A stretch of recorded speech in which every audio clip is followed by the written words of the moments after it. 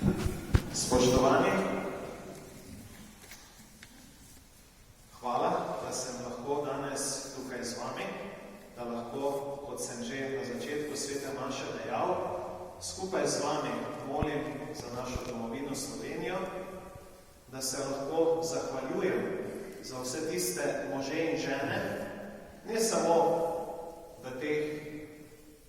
v začetku 90-ih, ampak skozi vso slovensko zgodovino, ki so se skozi vso slovensko zgodovino trudili, da bi nekoč imeli svojo lastno domovino, kjer bi vladali mir, pravičnost, ljubezen, sožitje. Za našo domovino Slovenijo ponavadi, če gremo v tujino, slišimo, da je mala po kvadraturi, pa v bistvu je res, da je mala po številu ljudi. Tudi to je res, ampak da je velika po srcu. In da takrat, ko je potrebno, znamo, kljub temu, da smo teritorialno, številčno, sorazmerno majhni, glede na druge narode, stopiti skupaj in narediti čudež, narediti nekaj velikega. Prepričan sem, bolj ali manj vsi imamo doma televizijo, da občasno pogledamo tudi kakšno oddajo in potem ugotovimo, ko ta oddaja mine, da je morda bil tisti čas izguba časa, da bi lahko kaj bolj koristnega naredili. In ena takšnih oddaj je tudi Slovenija ima talent. Ne vem, ali ta oddaja še vedno traja v takšnih drugačnih podobah oziroma zgodbah, ampak ko sem nekako gledal to oddajo in jo spremljal, sem ugotovil, da vse skupaj ni izguba časa, ampak sem bil vesel in hvaležen, da imamo Slovenci toliko kvalitet, toliko ljudi z različnimi sposobnostmi. Eden lepo poje, drugi lepo pleše, tretji lepo govori, četrti je dober matematik in še bi lahko naštevali. In če vse to damo skupaj, lahko naredimo nekaj velikega. Samo stopiti je potrebno skupaj in te talente, ki nam jih je Bog dal in ki jih seveda moramo nadgrajevati v svojem vsakodnevnem življenju, če te talente damo skupaj, naredimo čudež. In del tega čudeža ste gotovo bili tudi vsi, ki ste tukaj zbrani. Naj bo to leta 90, 91, naj bo to leta 83 ali vse te letnice, ki so nekako simbolično pomembne tudi za našo osamosvojitev, za naš slovenski narod. Se pravi, ker smo bili enotni, smo naredili čudež.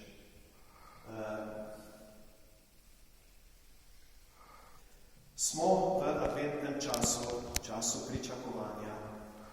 Celotna naša slovenska zgodovina na nek način je bil tudi čas pričakovanja nečesa lepšega, nečesa boljšega.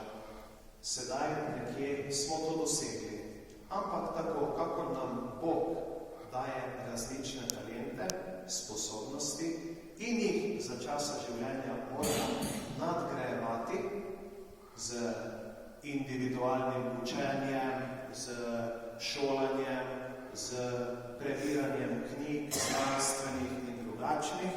Tako tudi to, da imamo svojo domovino, ni samoumevno. Nekdo se je za to moral potruditi, nekdo je daroval tudi svoje življenje. Nekdo je izgubil nekoga, ki ga je imel rad. In za vse to moramo biti hvaležni. Samostojnost, ki prinaša veliko čudovitih stvari, pa se ne sme ustaviti, ampak jo moramo nadgrajevati v svojem vsakodnevnem življenju. Naj bo to z svojim delom, z svojimi medosebnimi odnosi, naj bo to tudi s tem, da se poučujemo znotraj slovenskega naroda, eden od drugega, privzemamo tiste dobre stvari, ali pa, da tudi gremo kam drugam in pogledamo, kaj bi lahko prinesli v našo domovino, v naše medosebne odnose, zato, da bi nam bilo lepo. Da bi v bistvu, kakor je advent, pričakovanje nečesa lepega, nečesa dobrega, toplega, svetlega, da bi tako bilo tudi naše življenje na tej naši samostojni, čudoviti deželi v Sloveniji. Obenem kot kristjani pa gotovo je naše poslanstvo, tudi naša naloga, da za domovino, za tiste, ki vodijo našo domovino, tudi radi, z veseljem in iskreno molimo. Slovenska trobojnica, čudovite barve, veliko simbolike. Bela barva je lahko simbolika iskrenosti. Mislim, da si zato moramo v življenju vsi prizadevati.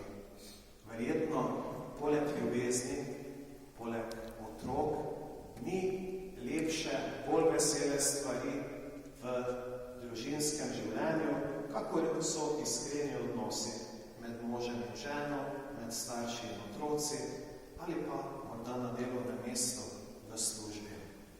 Modra barva, modrost. Modrosti si vsi želimo.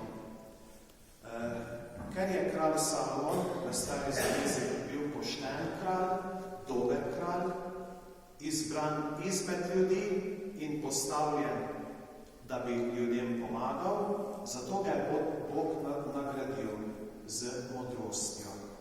In vsem nam želim veliko modrih odločitev v našem življenju. Rdeča barva pa je gotovo barva ljubezni, predvsem zastonske ljubezni. In ta zastonska ljubezen je krasila mnoge izmed vas, je krasila tiste, ki so dali svoje življenje za to našo domovino, je krasila tiste, ki so bili morda ranjeni, ki so izgubili v tej vojni nekoga od svojih ljubih. Zastonska ljubezen pomeni ljubezen Boga do nas ljudi. Bog nas ima rad, nam nudi tisto, kar je dobro in lepo za naše življenje. V zameno za to pa smo v bistvu premalokrat za to njegovo ljubezen, žrtvovanje hvaležni. Tako je bilo tudi v tistih 90 letih, ko so mnogi niste vedeli, kaj se bo zgodilo, ste bili pripravljeni dati, kakor smo v Evangeliju danes slišali, tisto največ.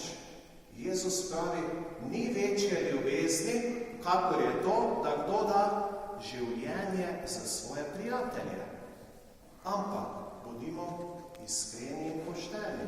Vsi tisti, ki so umrli v času osamosvojitvene vojne, v tistih časih, vsi tisti, ki ste morda bili ranjeni, ki ste nekoga izgubili, ne da ste darovali največ za svoje prijatelje, ampak za tiste, ki jih morda sploh niste poznali. Torej, za vse nas, ki v tej svobodni, čudoviti deželi Sloveniji danes živimo.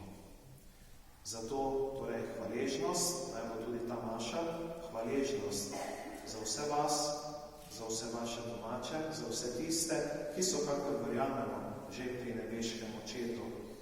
Hvaležnost za njihovo, za vašo, zastonsko ljubezen do domovine Slovenije in do državljanov te domovine, te naše čudovite Slovenije.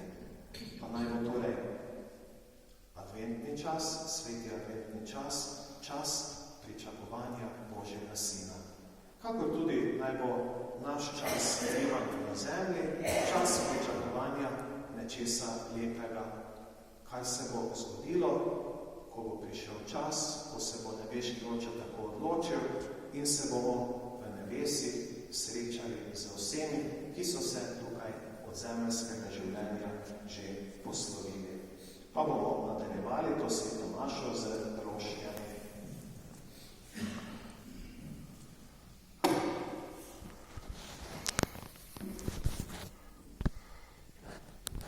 Sestre in bratje, danes veseli in hvaležni slavimo nebeškega očeta, ki nam je dal zemeljsko domovino, državo Slovenijo. Njega, od katerega je vsak dober dar, z zaupanjem prosimo. Podpiraj cerkev na Slovenskem, da bo zvesta svojemu poslanstvu sodelovala z vsemi ljudmi dobre volje. Usmerjaj voditelje slovenskega naroda, da si bodo prizadevali za pravičnost in mir v naši državi. Bli našim družinam ljubezen in razumevanje. Zakonce pa podpiraj, da bodo zvesti in odprti življenju. Pomagaj vsem, ki v naši domovini trpijo zaradi krivic, pomanjkanja ali zapostavljanja. Podari nam složnost, da si bomo skupaj prizadevali za dobro in se bomo otresli starih zamer in sovraštva. Našim narodnim in verskim voditeljem, žrtvam vojn in nasilja, posebej vojne za Slovenijo, podeli večno srečo v družbi angelov in svetnikov. Nebeški oče, varuj našo domovino Slovenijo in vse njene prebivalce, usliši naše prošnje po Kristusu